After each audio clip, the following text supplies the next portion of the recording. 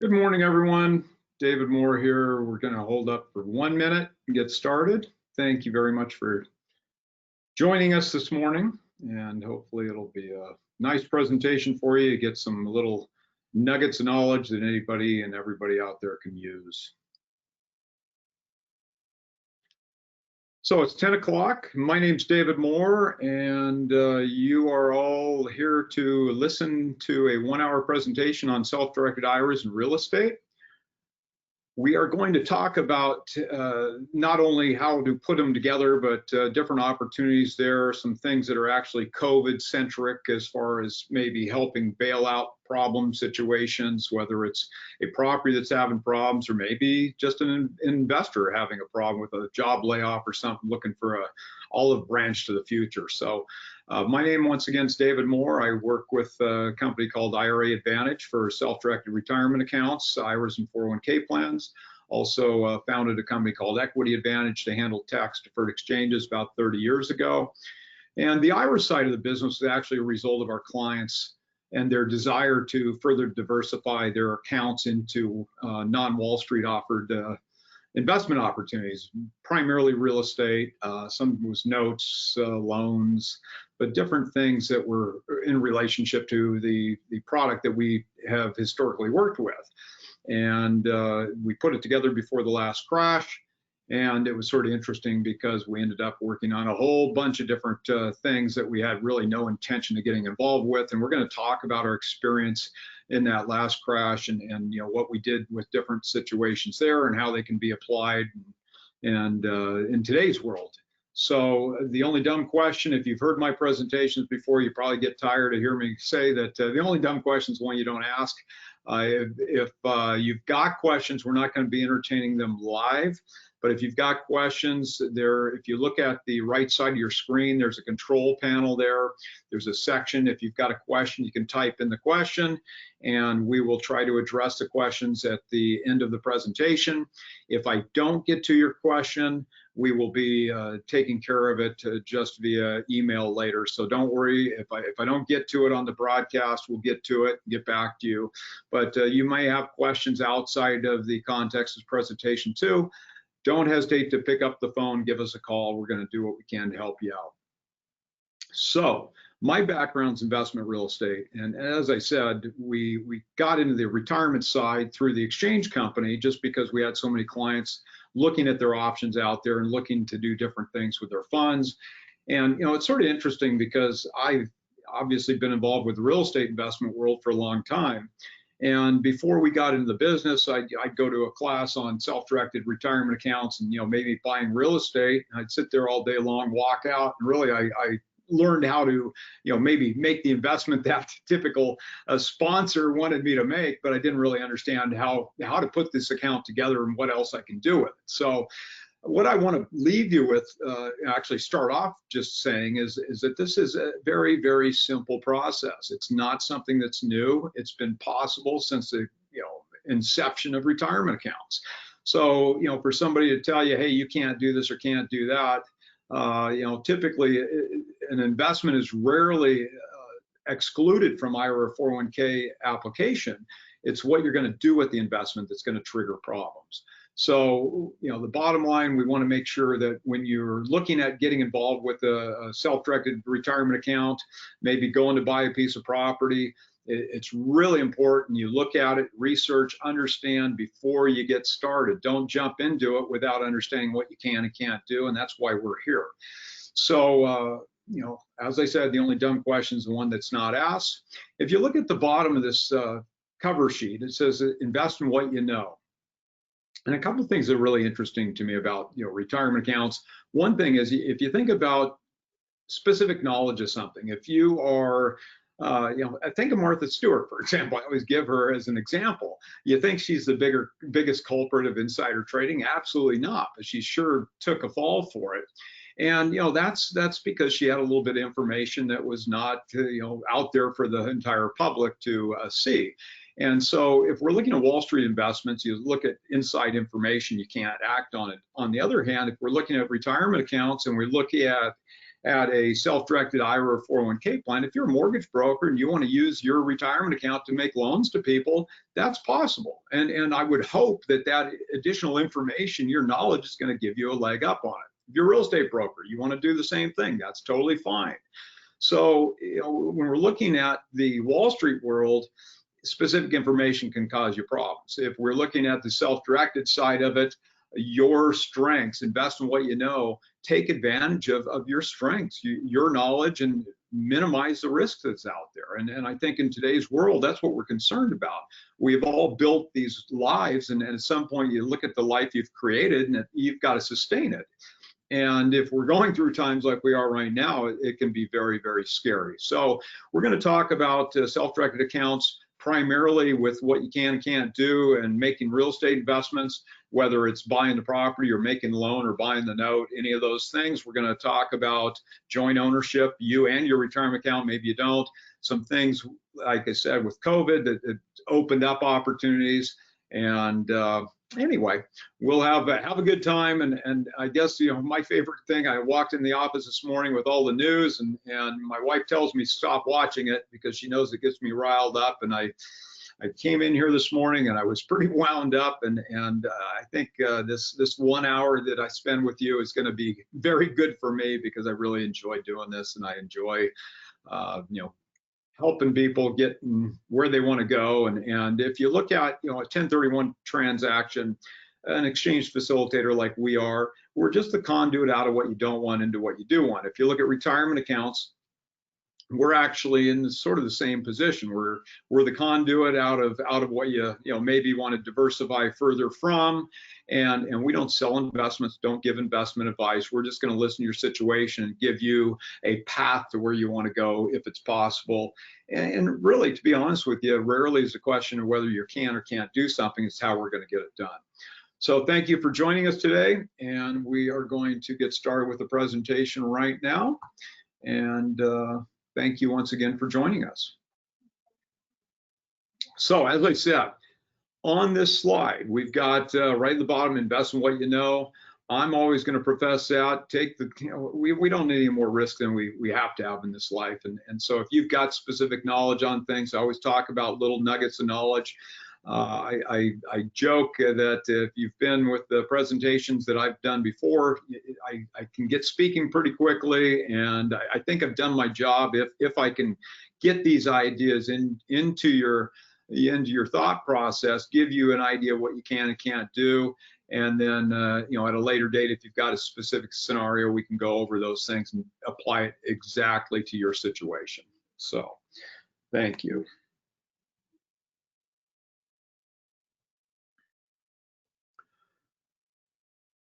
So if we leave the slide, what is self-directed IRA? It's not a legally defined term. It's just a term that describes an account that allows you to do what you want to do. And as I said, this is not a new thing. If we look at a self-directed IRA in the most basic sense, we're just moving from a custodian that won't allow you to do what you want to one that does. And then we're going to look at what structure we're going to use in that self-directed IRA, whether it's a checkbook IRA or a basic self-directed IRA. And don't worry if you don't understand those terms right now. By the end of this, you will. We're going to apply that situation. If we're talking about 401k plans, really we're just taking and looking at the plan you have. Does it allow you to make the investment you choose to make? If not, can we amend the plan? If we can't amend the plan, we replace the plan. So once again, whether we're talking IRAs or 401k plans, this presentation is going to talk about both those things and how to get you where you want to go. But as I stated earlier, this is not new. It's always been possible, and any restrictions you've got today in your retirement, whether a retirement account, whether it's an IRA or 401k, it's not by law, it's by plan or by custodian that's going to put those restrictions in place. But a truly self-directed account, and one of the things I enjoy webinars. We have a broader scope. We can talk to people all over the country. They're on these things. But what I really miss is seeing the smiling faces out there and being able to interact with you in the audience. But if you look at the situation and you think about what you have and where you want to go, rarely is the question whether we can or can't get you there. As I said previously, it's how we're going to do it. And there's lots of scenarios that we've worked through the years that I think can be of value to you. Why is self-directed IRA today? I think that, number one, if we look at any IRA can be self-directed. If we're looking at 401k plans, we've got a much, much tighter situation. If you're happily employed and you've got a current plan, you're not going to be able to self-direct that unless you're 59 and a half years old.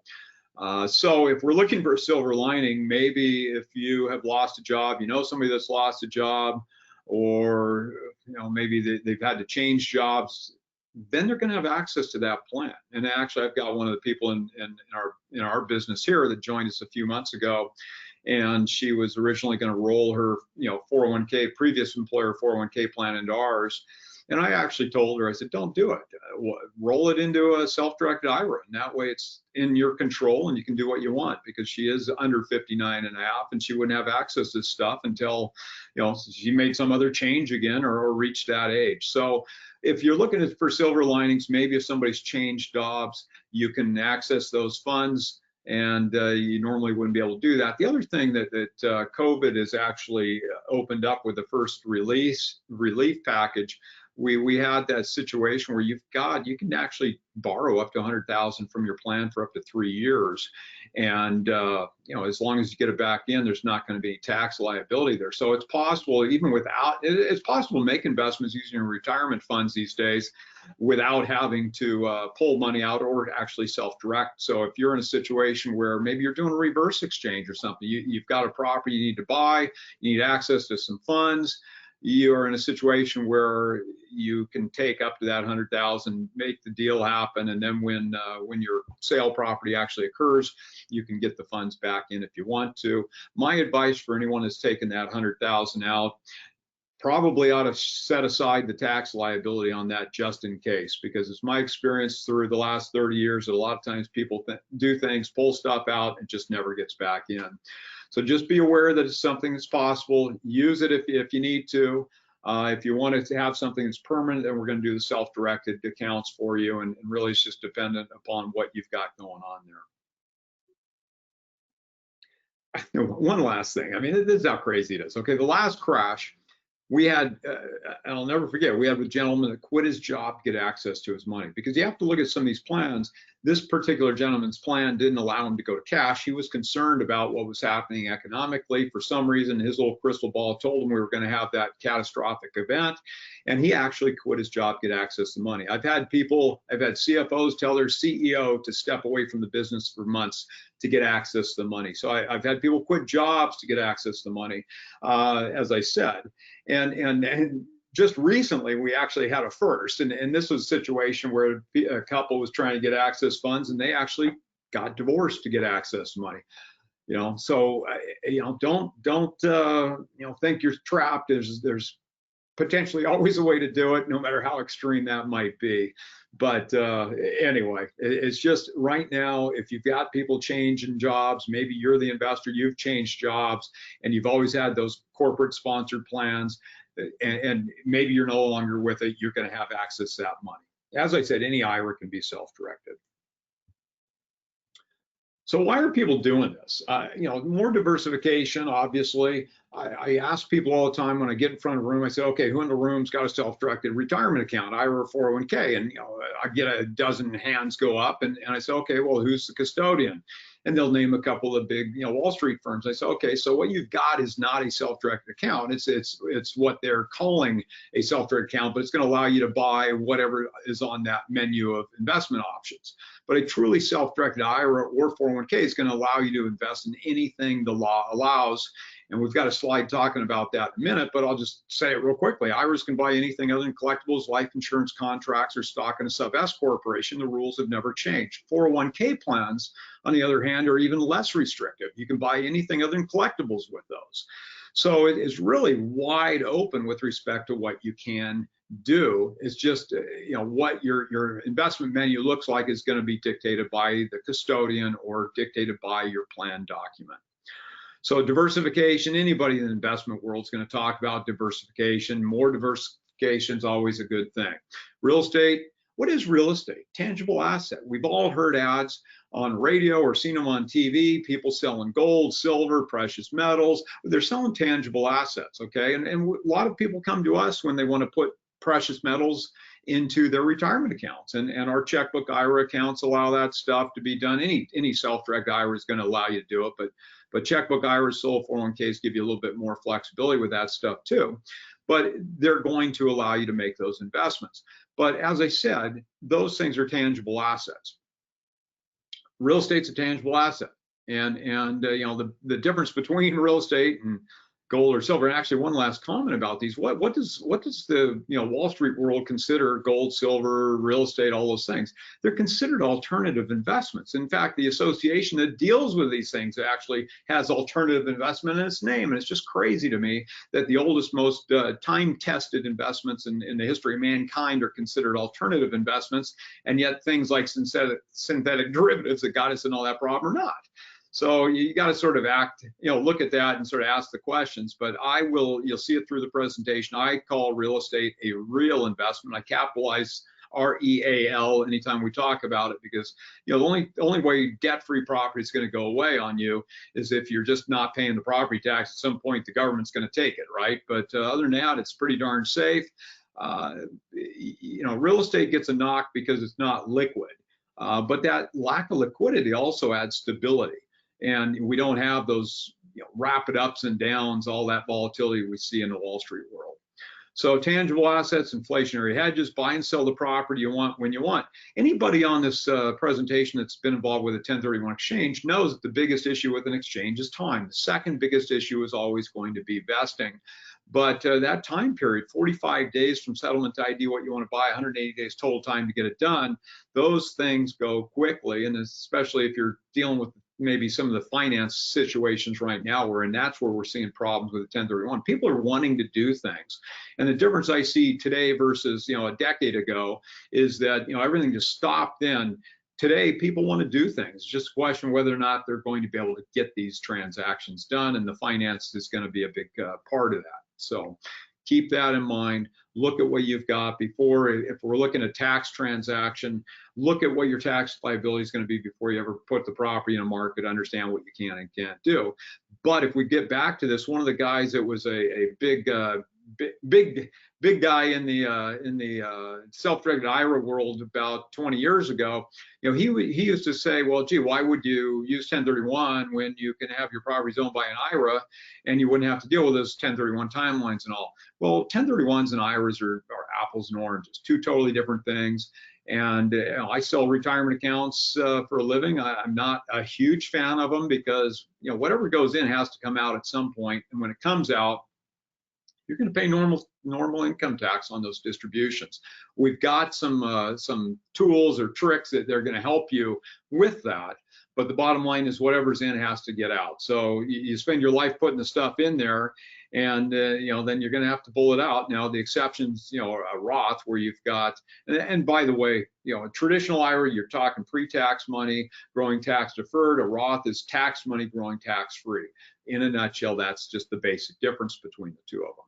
But you think about Roth IRA investments, and they're really wonderful. I mean, you could take your retirement account, your Roth IRA, go buy a place at the beach, and when you decide it's time to retire, you take a distribution of that property, and there's no tax consequence. Now you got a home. So that's a huge opportunity for people.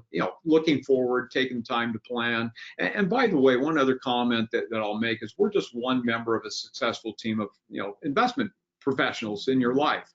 You want to have great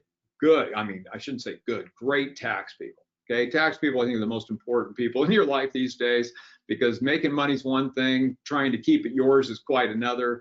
And there's lots of tools out there, but it takes time and planning, and good tax people are an essential part. If you're an investor, you're going to want to have real estate brokers that understand, because if you go out and you go out and tie up a property personally, and then you want to sign over the plan, technically that's a prohibited transaction.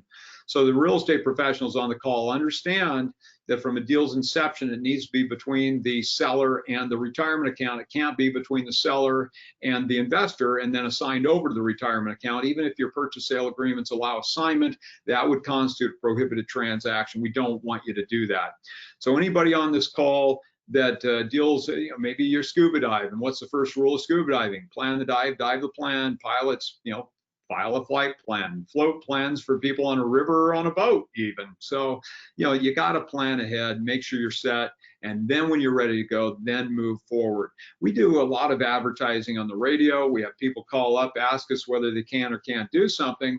And then the problem is they come back to us when they're ready to, they found that property they want, and now they need to write an offer, and they're not ready to do it. So you want to make sure that you're ready to go before you find the opportunity, not after you find the opportunity, because doing that can cause open a whole can of worms with respect to problems.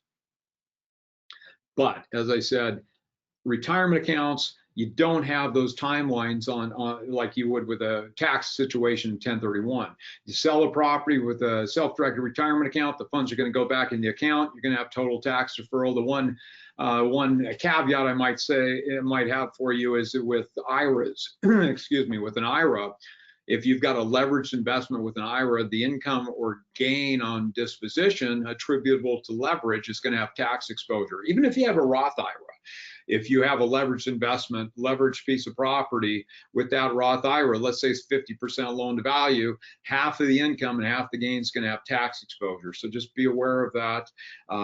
The interesting thing is 401k plans, you don't have that situation. So if you come to me, you're a real estate broker, and you want to have a self-directed account, I'm probably going to steer you away from a self-directed IRA. I'm going to push you towards a solo 401k, because you're probably going to go buy a piece of property, get a loan for it, and it's got to be non-recourse loan. But if it's an IRA, you're going to have tax on leverage. With 401k plan, you don't. So very important you understand those little fine nuances. And once again, that's why we are here. Invest in what you know is the next bullet. We pretty much taken care of that. Why not minimize the risk? Why not invest in things that you know? And with a self-directed account, you have the ability to do that. The last little button there is leverage your IRA. And as I said, you can get a leveraged investment. You can make a leveraged investment with an IRA or 401k, but that debt has to be non-recourse IRA 401k compliant debt.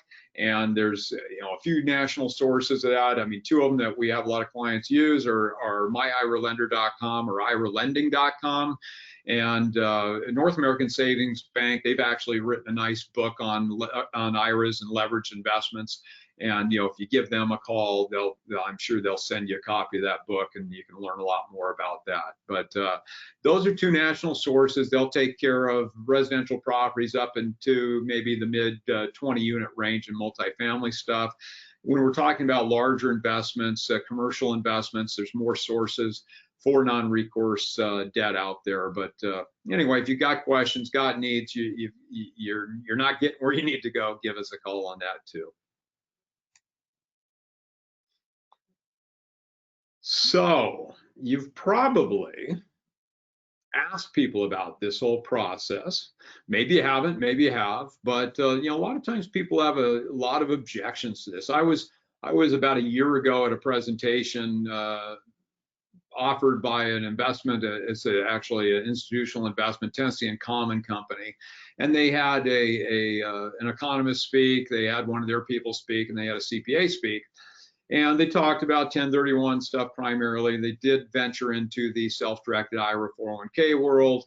And I went up and talked to the CPA after the presentation. I said, well, he did a nice job on this and that. And I continued to talk. He asked me what I did, and I told him. And I made a comment about the self-directed portion. He said, well, I don't think it's a good idea. And I said, oh, really, why? And he really didn't have a reason why. Everything he gave me was wrong, and these are primarily the bullets. Last summer, I was in New Orleans at a Federation Exchange Combinators conference, and actually I sat down one night after the conference, and the CPA in the restaurant bar there was from Florida, and he was also a facilitator, actually an accommodator, 1031 accommodator, and we started talking about different things, and I started talking about the retirement accounts, and he had the same response, and I kept asking him, I said, well, why do you feel this way? And it's all bad information. So when you're looking at these objections, and I'm sure that a lot of you have probably been told these things, but if you look at these 4 points, loss of long-term, why would you take your retirement account, go buy real estate when you're going to lose long-term capital gains tax treatment? Well, that's true. That is true. But there's not an investment you make with a retirement account that gives you that. So really, that's not a situation where you should decide whether you're buying real estate or not based upon whether you have short or long-term capital gains tax rates. Any investment with a retirement account is going to be taxed at normal income tax on distribution, unless it's a Roth. So that is a pointless statement. It doesn't matter at all. Whatever you own, you're going to be taxed the same way. All right. Cannot be leveraged. Okay. Why would you take your retirement account, go out and buy a piece of property when you lose the ability to leverage? Totally untrue. I guess just gave you 2 URLs to 2 national banks that specialize in this stuff. It's just got to be non-recourse IRA 401k compliant debt. And it's out there. You're going to see a lower loan to value, 60, 65% maybe. They're probably going to want to see 15% reserves. It's probably going to be a point or so more expensive money, but it's there. And the other thing, like I want to say, like I said earlier, just be aware if you're talking about an IRA, you're going to have tax exposure on the leverage. That's not a reason to make or not make a given investment. It's just another consideration. You got to factor that into the return on investment and just look at it that way. Right? What about RMDs? What I say earlier about real estate, Wall Street looks at real estate and hey, it's not liquid, it's not that good. RMDs, and what we'll say is you get to 72. Okay, it used to be 70 and a half. Now we've got it 72 years old. You've put money in your account your whole life. At 72, at 59 and a half, you can start taking money out without penalty. At 72, you have to. Okay, so one of Wall Street's arguments against using retirement accounts for buying real estate is what happens if you've got to that 72, you got to take an RMD and you don't have any cash in the account. You're going to be paying a big penalty. Well, that's true. But what about taking an in-kind distribution? Who said you have to take cash as a distribution? Nobody, all right? It's just something that's not done in the Wall Street world. In-kind distributions, if you think back just a couple minutes ago when I talked about that place at the beach that you bought with your IRA, that thing, if you take a piece of that thing, number one, if you're taking an in-kind distribution, if you take a, let's say $10,000 in cash out of your retirement account, you're paying tax on $10,000 of income. If you take a piece of a property, let's say you take a tenancy in common interest in a piece of property, so you've deeded a piece as a distribution out of that, it's going to be taken out of the IRA and it's now yours. You're a tenancy in common owner, or if you own the property in a limited liability company, you start doing assignment of membership interest, and you don't even have to change the deed to take those distributions, and it's a beautiful thing. So once again, if you don't have the money, you can always take an in-kind distribution. Now, I would say that is not only not a problem, but it's a tremendous opportunity. I'm going to kick it to the next slide to explain why. But when we look at RMDs, what Wall Street looks at as a problem is actually a tremendous opportunity. And it's going to come back to that team of professionals. You're going to work with your tax people, establish valuations, and then we've got a huge another opportunity that we're going to talk about in a minute. But I'm going to tell you, good tax and legal people, finance people, obviously, if we're talking non-recourse stuff, we got to have people that are going to get you the money you need. Management, you want the best of the best. Escrow people, brokers, obviously, you want people that are going to be taking care of you, getting you where you need to be. Don't work with somebody that's never worked with this stuff. I think it's a recipe for disaster. As I said, you go out there, you make an offer on a property, personally, you want to sign over to the plan. That's a prohibited transaction. So you got to really make sure you're taking care of things correctly from the beginning. The last bullet here, lose interest deductions appreciation. Well, that's true. But once again, give me some option. Give me something else to, a context to look at. Name an investment that's going to give you those things. So once again, whether you buy real estate or not, that's a moot point. It's a pointless statement because you're not going to be able to take those things on anything Wall Street sells you either. So really what you got to look at for the money in your retirement account is one thing. Two things actually. What's the highest, best use for that money? What's the safest investment for you? And why not diversify it? Give yourself the best opportunity to be successful going forward. And that's going to be anybody in the financial world is going to tell you diversification is your friend. And if we're looking at the reasons people do these things, you've only got a couple of % of all retirement accounts is in real property. And if you look at that, most of it's in REITs, real estate investment trusts, which really does not give you the benefits of real estate ownership. So we're going to look at, when we talk about taking diversifying into real property with a retirement account, typically we're going to be doing that with checkbook IRAs or 401k plans.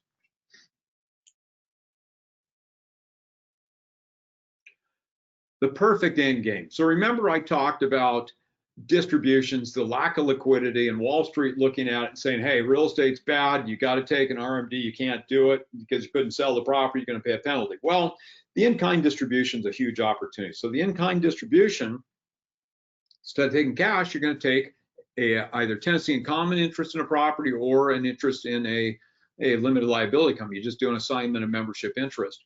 And either one of those is going to take care of it. So you've got two huge opportunities there. One, the value of the property.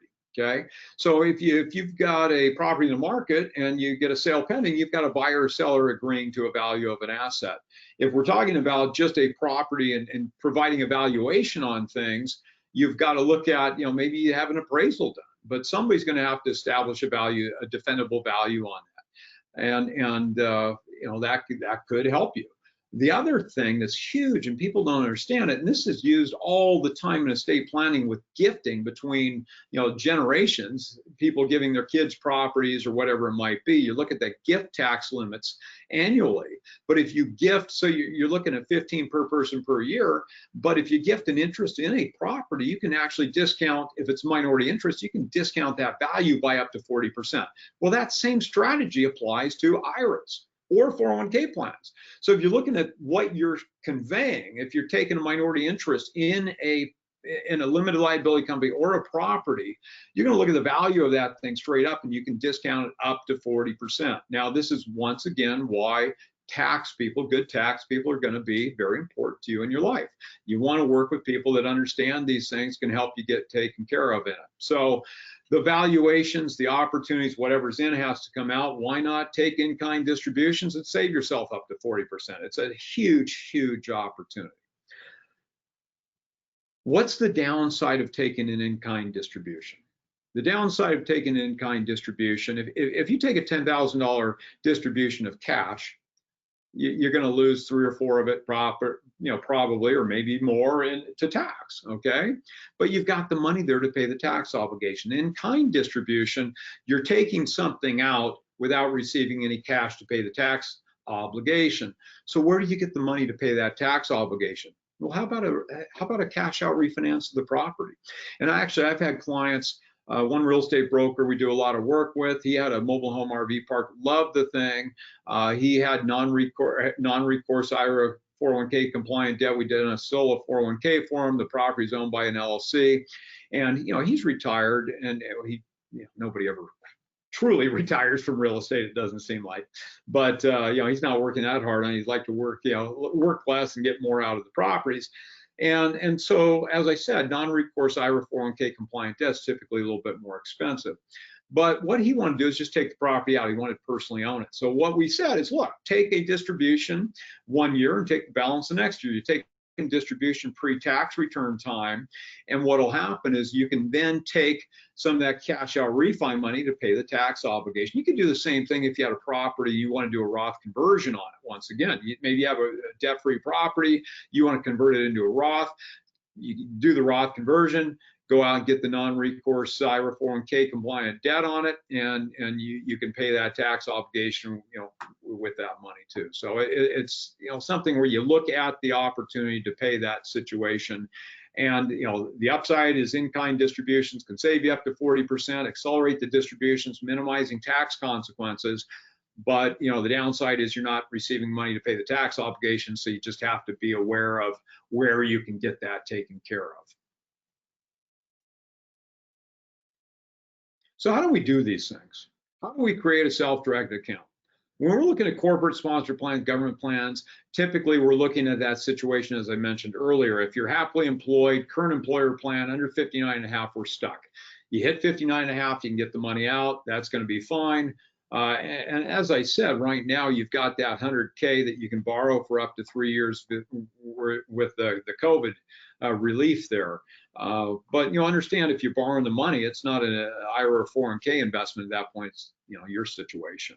But if we're looking at using the plan to go buy things, corporate sponsored plans. Typically, you're going to, if you're happily employed, current plan, under 59.5, we're stuck. As soon as you hit 59.5, you can get access to those funds, or maybe you lost a job, now you've got access to the funds, or maybe you're just changing jobs. Look at those situations. I had a client actually who wanted to self-direct an account. He quit the job that he had. We started the process for him. He went and took another job, and he didn't understand the new job was the same parent company as the old job. Therefore, the plan was the same, and he lost his ability to self-direct. So really understand what you're doing. If you're plan ahead, if you fail to plan, you plan to fail, right? So really ask the questions, look at what you're doing, take the time to understand it, take the time to plan it out, and you're going to be fine with it. But if you're just haphazardly putting it together at the 11th hour, you're going to have a problem. If you're a broker and you're working with people that want to use retirement accounts to go out and buy a property, your first question is going to be, is the account ready? Are they ready to make an offer? If not, you're not going to want to write that offer until it is set up. And then secondarily, if they say, well, yes, it's established, you're going to want to know what type of account it is. If it's a basic self-directed IRA, you're not going to be very happy. They're cumbersome to work with writing offers, because the deeded owner of that asset with a basic self-directed IRA would be the trust company for benefit of your IRA. If we're talking about a checkbook IRA, for example, the trust company has made an investment in a limited liability company that you're the manager of. The owner of the assets, that limited liability company that you're the manager of. So that's a different thing. You totally different thing writing the offers, making things happen, operating the property. 401k plans, same situation. You're just going to look at the plan. The plan's going to be the owner of the asset, unless you want us to put a limited liability company together for the plan to be the member of. And also, one other thing I want to mention is, as I said earlier, you can be a joint owner of a property, either directly, tenancy in common, or as members of a limited liability company. And there's ups and downs to both those things. We'll talk about a little bit further later. But just look at it, take the time to plan correctly, and you're going to be okay. But don't try to throw it together at the 11th hour just because you want to make something happen. The bold at the bottom of this page, all IRAs can be self-directed, and so that's pretty much self-explanatory. Corporate plans, we've got those restrictions, timelines, what's going on, status of employment, but any IRA can be self-directed. So what can you buy? And by the way, if I'm doing a presentation on 1031s, I'm always going to boil it down to what I consider my 4 cornerstones. It's got to be an exchange. What's given and received have to be of like kind. We've got to satisfy what we call a napkin test. In a nutshell, you're going to cross her up in value and equity, and we have to have continuity of vesting. The person or entity that gives us something has to be given something back. That's the toughest thing with any exchange is time, but those 4 elements are what I'm primarily concerned with. If you've ever been on a phone call with me, I'm going to ask you what you got, how long you've owned it, what you paid for it, what you've done with it during the time you've owned it, and so on and so forth. And then I'm going to want to know how you own it, where you're going to go with it. If I'm looking at a retirement account, I've got 2 issues I want to look at. 1, what do you want to buy? 2, who are you transacting between or for the benefit of? That's what's critical to me. Rarely is the investment a problem. What causes issues is what you're going to do with the investment. So IRAs can buy literally anything other than collectibles, life insurance contracts, or stock in a subchapter S corporation. 401k plans can buy anything other than collectibles. Any investment just has to be, for investment purposes. So, well, it's not an absolute that must be for investment purposes. You could actually go create a business, whether you're using one of our rollover business startups, or you just want to go out and buy something.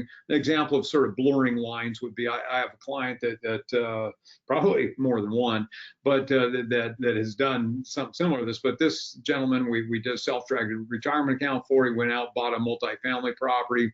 It contained a laundromat, and he loved the laundromat, did real well for him with it. And so he decided, hey, I want to go out and buy a laundromat too, which is possible. But the laundromat is part of the apartment building's an investment. You go buy a laundromat, now it's a business. So you're going to be in a situation there where you're going to be subject to tax exposure in that if you're conducting business, whether it's that laundromat or you're flipping properties, we've all heard the ads for people flipping properties. And I guess my words of caution on flipping properties is it's dealer property. It's not investment. I don't care what you want to call it. And if we're talking about making these investments with tax money, we all hear the ads, see the ads on TV on flipping things. But typically you're going to get real tired of paying normal income tax. So instead of doing a true flip, buy and fix and turn, why don't you buy it, fix it, rent it out, do a cash out refi, and typically the money you're going to get via the refi is going to be what you would, maybe net if you sold, but you still have the asset. So you're really keeping things intact. Then a year or two later, then do an exchange. Well, if we're looking at the retirement accounts, we're looking at similar situation, whether it's an investment or it's a business. If it's a business, you're going to have tax exposure, even if it's owned by a Roth IRA. So just be aware of that. You have questions, give us a call. But when we're talking about this, that bold at the bottom, I'm going to have to change that because it's not entirely correct. Any purchase simply must be for investment purposes. You can make an investment in a business, but it just means you're going to have some tax exposure on that. The government doesn't want this tax privileged money competing unfairly with the taxed world. So as I said, I mean, if we want to talk about what you can buy with the retirement account, we'd be here all day long. Okay, so we're not going to do that. But if we look at the topic today in this presentation is buying real estate with these retirement accounts. So what kind of real estate can you buy? Rental house, apartment buildings, office buildings, retail centers, land, any property. It's just got to be property that's acquired with the intent to hold for investment. You could buy a future retirement home. That's fine. You just cannot use it in any way. There cannot be a personal benefit to you or any other disqualified party until the property's been taken as a distribution. I'm not saying a piece of it, the whole thing has to come out.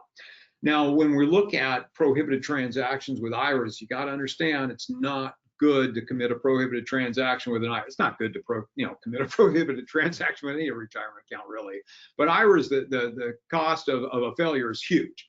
Because what happens is anything in that account is treated as fully distributed as of the first day in the year in which the indiscretion occurred. So if you're looking at, and back to the diversification comments, keep what you want in Wall Street with your Wall Street advisors, move what you want to use in the self-directed context into the self-directed account. If you're talking IRAs, I always want to see that done because the Wall Street stuff is going to be isolated from the self-directed stuff in that situation. The Wall Street stuff, you can make a bad investment, but it's virtually impossible to commit a prohibited transaction. Self-directed accounts, you've got that opportunity. You got to make sure anytime, if you got a checkbook IRA, anytime you pull out that checkbook, that you think about what am I writing this check for, and what's it regarding, who's it to, what's it for, and any expense or any income or gain, expense or whatever it is, think of it this way. Whatever your IRA or 401k owns, it's not yours. If you think of it as yours, you're going to have problems. I had a client years ago said, look, I want to diversify into a multifamily project. I need more income. I said, well, it's not going to be your income until you've taken the money as a distribution. So whatever is there, whatever's owned by the IRA or owned by the 401k is owned by the IRA and is owned by the 401k. It's not you. So whether we're talking about insuring the asset, it's not going to be on your homeowner's policy. It's going to be an insurance policy for that checkbook IRA LLC or that retirement account. It's not yours. As far as the tax exposure on something, it's not yours. Once again, it's the retirement accounts.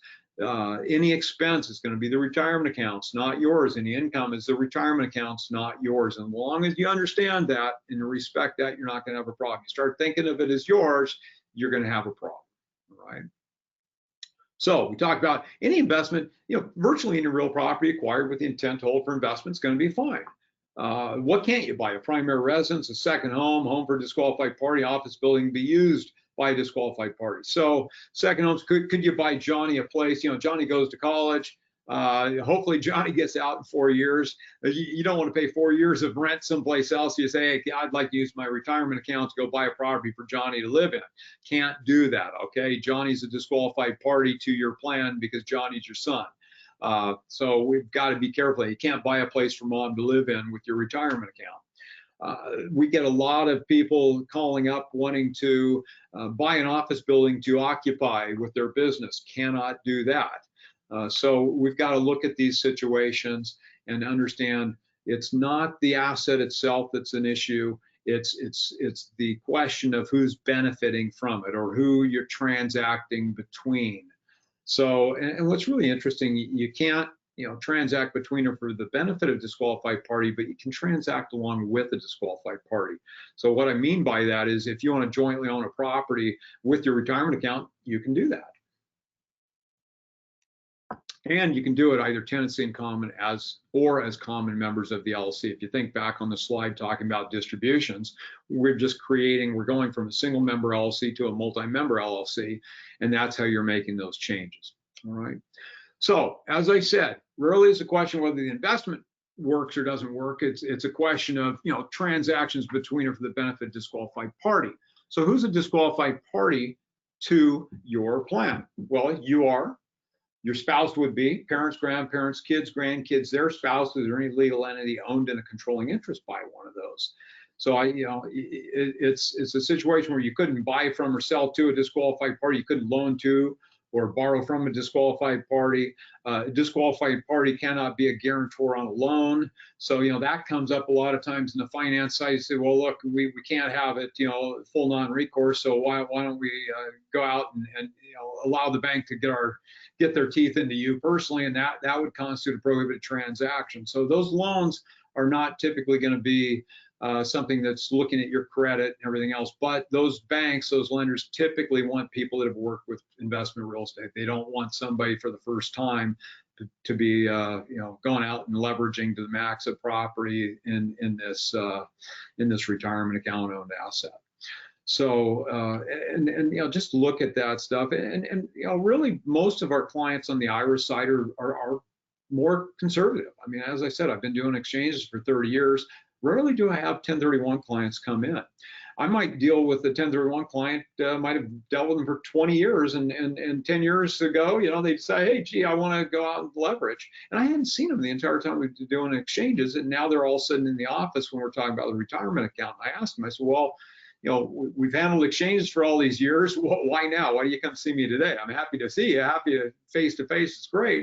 And they said, well, this is my retirement account. So my experience is people with retirement accounts they're typically going to be more conservative with things anyway. But as far as these disqualified parties, one of the other things I just mentioned that you cannot do, sweat equity is not okay with an IRA or 401k owned asset. So you can't go out and do work on a property personally. That would constitute a prohibited transaction. Don't do it.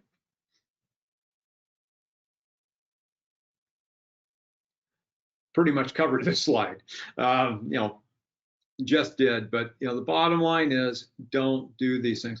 And the opportunity is there. You've got to be an adult about this. You've got to make sure that anytime you look at that retirement account, you understand what you're doing with that check, what it's for, and that what you're using it for is not you directly. It's the retirement account, which someday will be yours.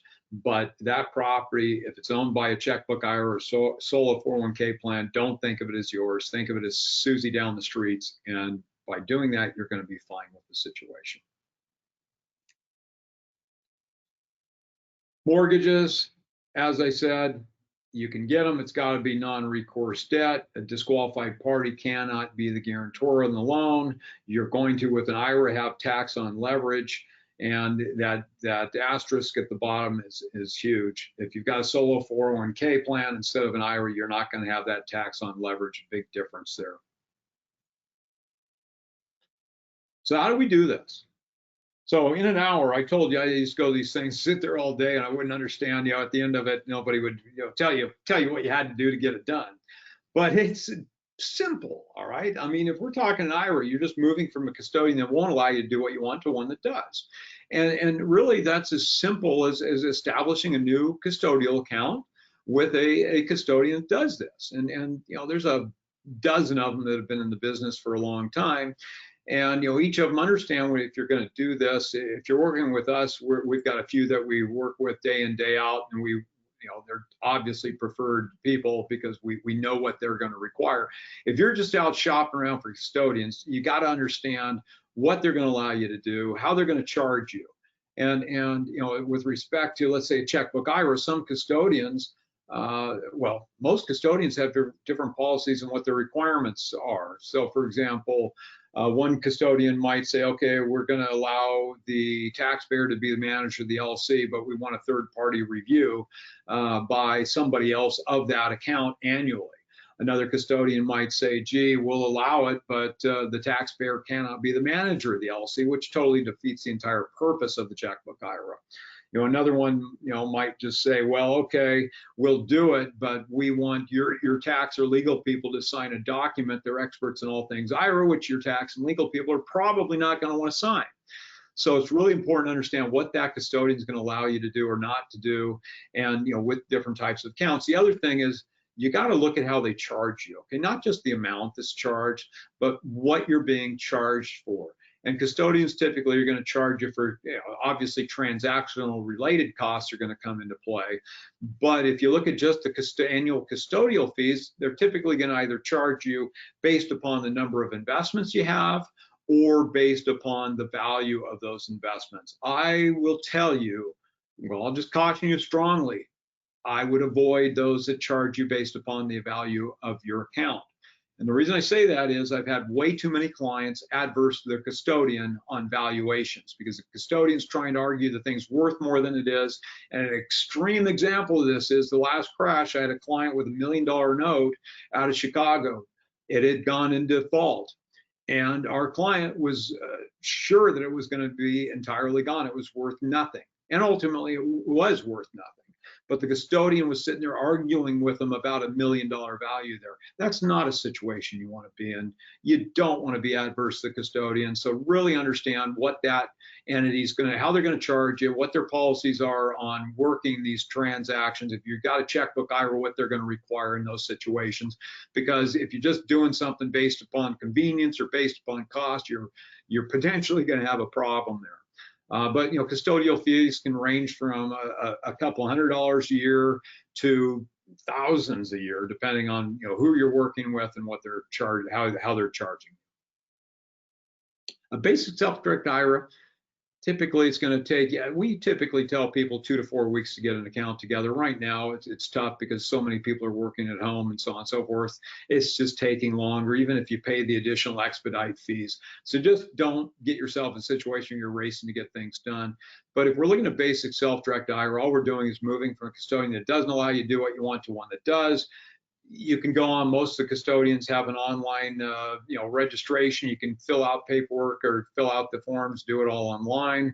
If you want us to do it for you, we're going to charge you a couple $100. If you're working with us, we're going to send you a 2-page application. You're going to return that application along with your current account's most recent statement and a copy of a photo ID. We're going to put everything together, get the custodial account established. Maybe it's custodial accounts. But whatever needs to be done, we're going to create those accounts and then instruct the transfer of funds. If we're talking IRA to IRA, one of the forms we'd be filling out the transfer authorization form, and it basically allows the new custodian to go to the old custodian and say, give me the money. If we're moving money from 401k plans into an IRA, then you're going to have to fill out the paperwork, talk to your administrator, trustee, get the distribution paperwork, and this should not be a taxable transaction. It's it's a direct rollover from the plan into the IRA.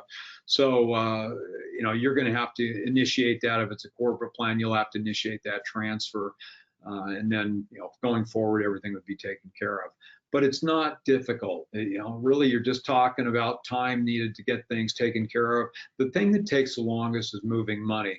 And in today's world, it's further exacerbated, obviously. But just don't put yourself in a situation where you're behind the 8 ball time-wise and trying to make things happen. All right. Actually, I'm not going to go back to it, but a few slides back, we talked about disqualified parties, and something I did not mention. On that slide, you didn't see siblings, okay? Siblings, aunts, uncles, cousins, none of those parties are disqualified parties to you. So, if you've got a brother or sister and, you want to loan them money or you want to buy them a property to live in, or maybe you found that property you got to buy with your retirement account and you're not set up yet, well, have your sibling buy, tie up the property, and your sibling can then assign the the purchase sale agreement over to your plan and make it happen. So, you know, it's really interesting. People ask me all the time, well, how come siblings, aunts, uncles, cousins, and wouldn't you think they'd be disqualified parties? You know, in 1031 context, they are related parties, and we've got, you know, hold periods between related parties that are required, seasoning periods. But if we've got, you know, in the IRA 401k space, siblings, aunts, uncles, cousins are not disqualified parties to you. So use those people as long as you get along with them. Use them to take care of situations, and you know, that can really help you out too. If you found that property, you're not ready to go, you can go ahead and have them write up the offer and get you taken care of going forward. Sorry about that. So we just talked about a basic self-directed IRA. What's a checkbook IRA? Checkbook IRA, so a basic self-directed IRA, any investment that's made, the owner of the investment's the trust company for benefit of your IRA. So if you look at the deed for a property that's owned in a basic self-directed IRA, it's going to read ABC Trust Company, CFBO, custodian for benefit of, you know, Susie Smith, IRA number, whatever it might be, okay? And you know, that's the way it works. If we're talking about a checkbook IRA, what happens is we're going to create the necessary custodial accounts, but instead of having the custodian make the investment in the ultimate investment, instead of the custodian buying the property, the custodian's going to make an investment into a limited liability company that you happen to be the manager of. So after they've made that investment, they're sort of removed from the picture.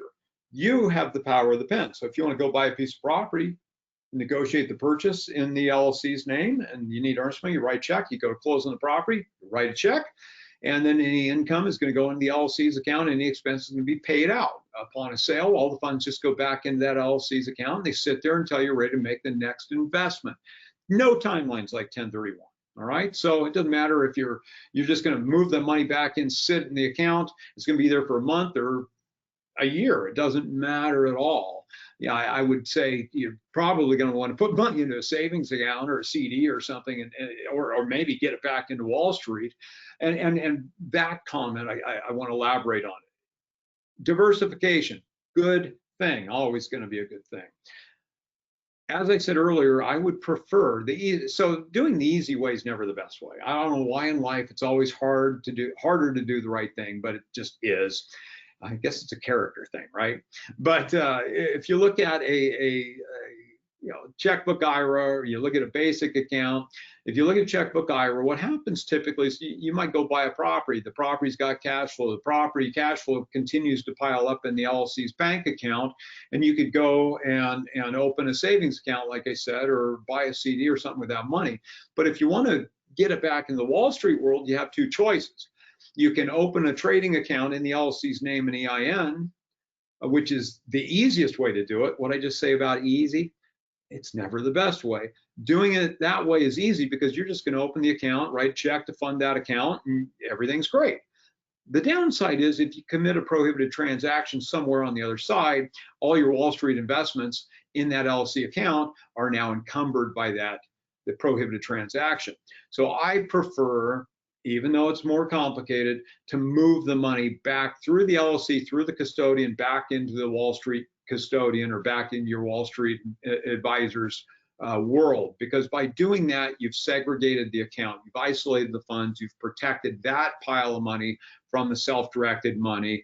And why not be safe? Why not take care of it? It's a little bit harder. It's going to cost you a little bit more to do it that way, but it's just a better way to do it. It's safer. Now, if we're talking 401k plans, no need to do that. You're just going to have a plan account, you know, at your investment advisor, and you know, they're just going to have it in the plan's name and EIN, and you're going to do everything with them as you normally would. So there's no need to segregate in that space. But with IRAs, I strongly encourage segregation of those things. But if you got further questions, give us a call. Now, something I want to mention here is we show on the far left side, we show different types of money going in. Now, if we've got traditional funds and Roth funds, that's going to require two different custodial accounts, okay? Now, what I say about LLCs, multi-member, single member, if we look at the bubbles on this chart, we show whatever the source of money going into the custodial account, the custodian's then making the investment in the LLC, which makes those investments. That LLC could contain a single account or multiple accounts. If you've got an IRA and a traditional, that would require a multi-member LLC, which is fine. But what it does mean is if we've got multi-member LLC with disqualified parties as members, we can only fund that LLC once. So whatever money you want to put into it all has to come in at the initial investment. We cannot have additional money going into that checkbook IRA LLC in the future. So make sure if it's a single member LLC or a multi-member with non-disqualified parties, you can always add money in and out of that checkbook IRA LLC. But if it's a multi-member with disqualified members, whatever is invested in that thing in the LLC initially is going to be there. It's a static entity from that point forward. Now, don't get confused, because the yield off the investments, that's fine to go in and out, but you just cannot make an additional investment in the LLC. And the reason for that is, as I said earlier, the custodian's making an investment in that limited liability. It's just like buying an ETF share on Wall Street. So they're involved with that investment, and that investment is brand new when that initial investment happens. And it doesn't matter if it's one or multiple, and whether they're disqualified members or non-disqualified, everything's going to go in there and be fine. I am behind, so I am going to hustle. I'm going to give them a hard time in there. I've got 2 different source clocks up here telling me what to do, yelling at me that it's red, but sorry, I'm keeping you a few minutes late here. So this is joint ownership. We've talked about it. LLCs, tenancy in common. Multi-member LLC is the easiest way to do it. The problem with that is upon a sale, if it's a leveraged investment, or or even a non-leveraged, if you're in there along with your retirement account, the retirement account's going to have tax deferred treatment on disposition. You're personally going to have tax exposure. So I like the tenancy in common structure better for 2 reasons. 1, the one I just mentioned. 2, the one I just mentioned previously. So the LLC, whether it's you alone or multi-member with disqualified parties, if we use a tenancy in common structure, if you need additional money going in, you can do that. If on a sale you want to do an exchange personally, you can do that. The qualified money goes back in the retirement account. But it's really important, if you use that tenancy in common structure, you have a TIC agreement. Tenancy in common agreement spells out management and everything else of that asset. But there's 2 different ways for you to jointly own assets, and that's via the LLC or tenancy in common if we're talking about real property. Buying a property, basic, self-directed. If you're a broker, as I said earlier, you're not going to like a basic, because the owner of that property is going to be the trust company. So how do you write the offer? Technically the trust company is the owner. Who's got the power of the pen for the trust company? I guarantee it's not your client. So in this situation, it's tough, because somebody other than your client's got to tie the property up, or they need to have the account set up. If the account's set up and you're going to have a basic account owning it, you're going to include a couple other contingencies in that purchase sale agreement. One of them is going to be that the purchase is subject to the custodian's approval of the investment. If there's financing involved, it's going to be subject to non-recourse IRA 401k compliant debt. And then, we want to make sure we've got the time to get things done. But like I said, basic self-directed IRAs, they're going to work for passive investments, things that are professionally managed, non-time sensitive things, and an infrequent investment. A basic account's going to take care of you. If you're doing things with frequency, or maybe you're buying REO bank-owned properties, auction properties, you got to have good funds. It's got to happen. You're going to need a checkbook IRA or solo 401k.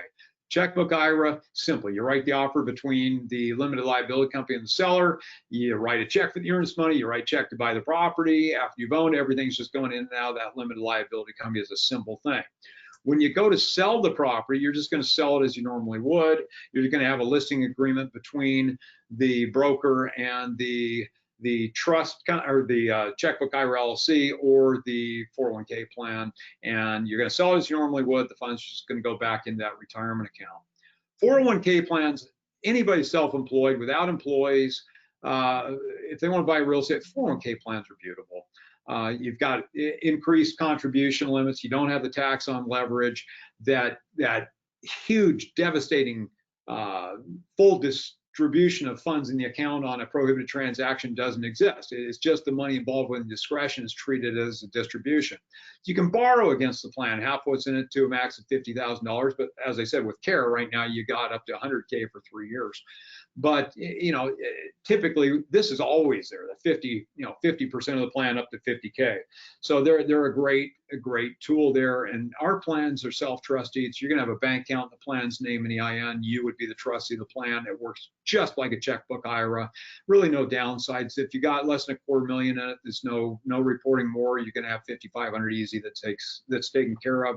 Really, the annual cost, you're looking about $300 a year typically for restatements or amendments. So they're really attractive for a variety of reasons. Contingencies we talked about. I'm not going to hit it again. Selling the property, talked about that. And this one is important. All right, rollover business startup. So, back in my comment earlier, whether you're making an investment or creating a business. And, we've got lots of people that have dreamed of owning properties their whole life, or maybe they're in a situation now where they need to do something else, or maybe you want to go flip properties for a living. Well, instead of using a self-directed IRA 401k plan, which prohibit your personal use or your work on those things entirely, those are all constitute prohibited transactions. Rollover business startup, we can literally create an investment company that you go and work for and are compensated by. We've done car dealerships, Alaskan fishing operations, mining companies, lots of franchise situations, but we literally can create a business using your 401k plan. We require our clients to put money into the thing too. But if we look at things, it's a situation really where you can or can't do something. It's how you're going to get it done. So this slide is actually talking about a situation where somebody wanted to go out and buy a buy a mobile home RV park using their retirement account. We first started talking about things, and they were talking about just a self-directed IRA, but we can't use those. That would create that prohibited transaction situation. So we shifted gears in the rollover business startup and made the deal happen. CARES Act, $100,000 up to 3 years.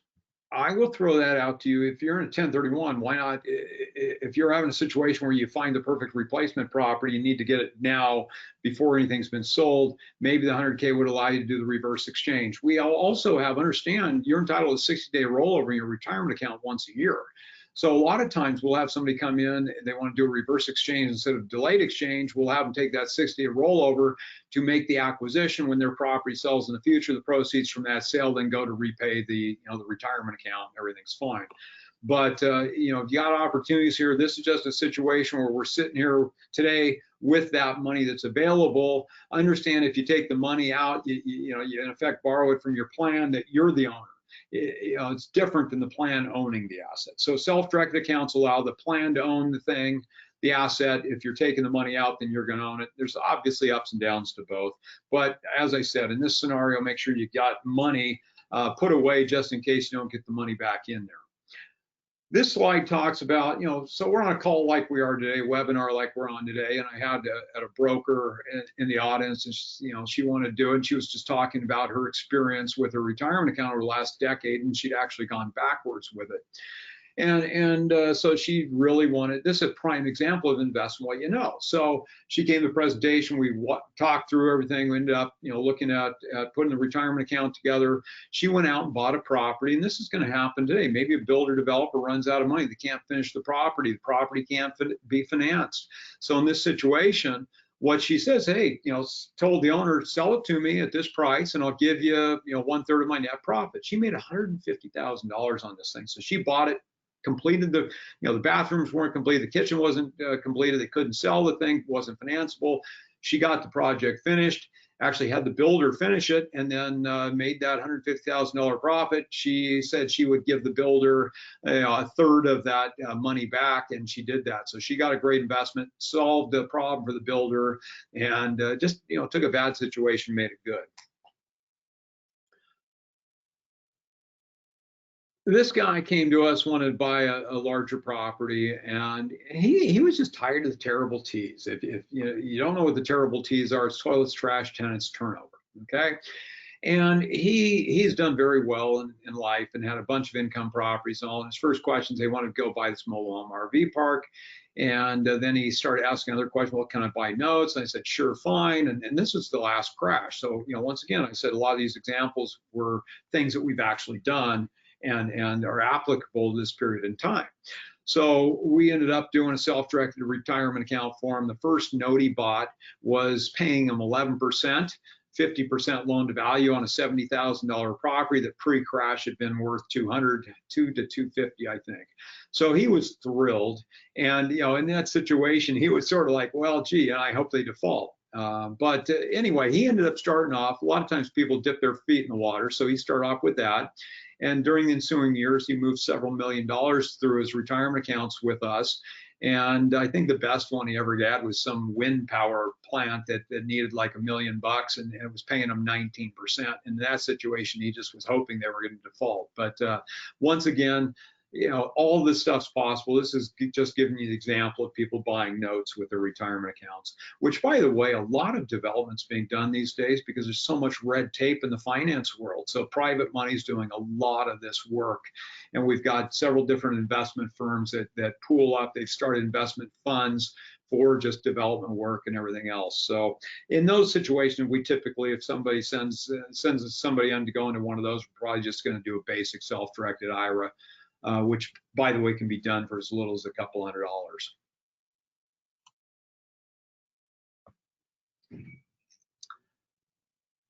This was a real one. This happened last time. Builder developer owned a piece of land. He it was just dirt, had a loan on it. And in this case, you know, we're not seeing this yet, but, you know, last time we had all these bank failures too. So the loan was the bank was failing. He knew if the bank failed, the property was gone. He didn't want to lose. He had $1.8 million equity, and it's about $3 million property. So that $1.2 million or so needed to be taken care of. Dad's IRA had a pile of money in it. So Dad's IRA had enough to take out that debt. But is it okay for Dad's IRA to just pay off a property that Junior owns? And the answer is no. That's a prohibited transaction. Does that mean we're dead in the water? Absolutely not. So what we did is we created a new limited liability company. We did a checkbook IRA for Dad. Dad's investment was into, you know, the second investment was into this limited liability company that had Junior's property. So Dad and Junior put the property in, contributed the property to the limited liability company, received a membership interest attributable to the equity. Dad, on the other hand, his retirement account puts the money into that and makes the investment in the LLC. Now the LLC owns the asset and has the cash to pay the property off. So we saved the property for him, and ultimately he ended up developing it into a multifamily project, you know, in the ensuing years. But that was a situation where he was going to lose it. And you know, if you look straight up, can I take a retirement account, pay off a property I own? No, you can't. Does that mean it's impossible? No, it's not impossible. Here's a prime example of it getting done. So this is, you know, we started talking about in that last slide, the first slide, talking about joint ownership on things. And this is my last example. I just love this. So this older couple came to us, said, hey, we want to go buy this mobile RV park with our retirement account. So we were all set to do a multi-member checkbook IRA. So we'd have her IRA and his IRA make investments into the IRA LLC, which would then make the purchase in the park.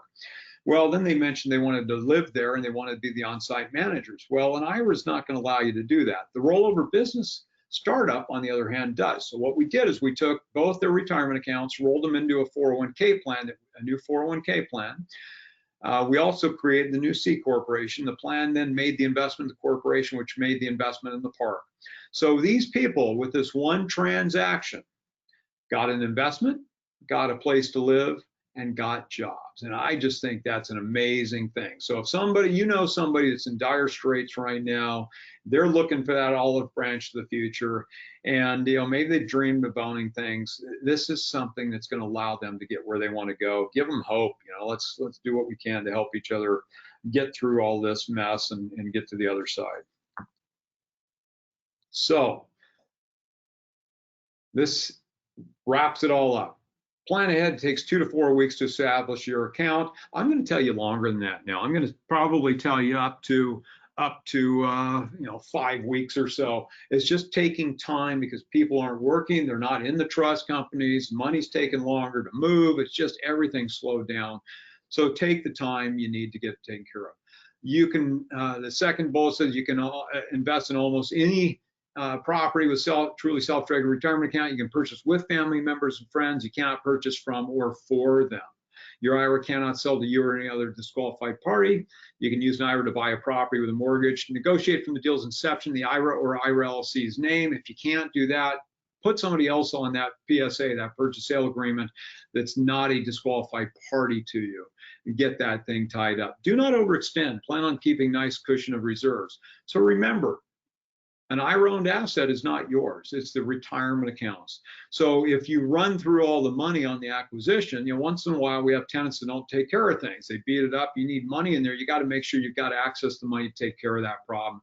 So don't spend it all on the acquisition and be hanging out there if you've got some problem. Make sure you've got enough for the purchase and a nice cushion for reserves, just in case.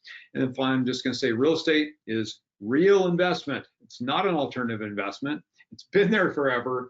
And, I look forward to working with you, helping you get there. We're all finished up at this point. I guess I did a great job. I don't see any questions on there. Or maybe I just confused everybody to the point they don't know what questions to ask. But like I said, give us a call. Happy to help you out. Thank you so much for attending today. If you are in Oregon and you want Oregon, if you're a real estate broker and you need the Oregon CE, you can reach out to C Moore. C as in the letter C, Moore, M-O-O-R-E, at IRAadvantage.net, or on the bottom of the slide, T. Colson at IRAadvantage.net, and they'll get your credit hours taken care of. The other thing on this is, any questions or concerns, don't hesitate to reach out. We'll be happy to help you out. Best of health to everyone out there. Look forward to speaking with you. Even if you're working with somebody else on something, if you got questions, don't hesitate to reach out. Once again, thank you, and all my best to everybody out there. Take care.